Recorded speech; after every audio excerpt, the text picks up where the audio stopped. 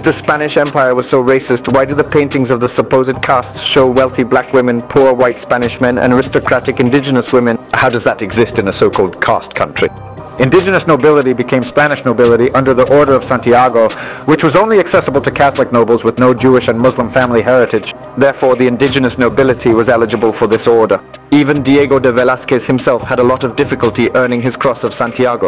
The noble indigenous allies of Spain were given the habit, the Cross of Santiago, without even asking for it. One of them is Valerio de la Cruz, originally named Chicalcachimitl, a noble indigenous warrior who turned into a Spanish conquistador to dominate the Chichimecas, wielding command over 80 Spanish riflemen, even going to the extent of punishing some of the Spaniards in his crew by chopping off their ears for insubordination. Because in the Spanish establishment, the title is respected regardless of skin color.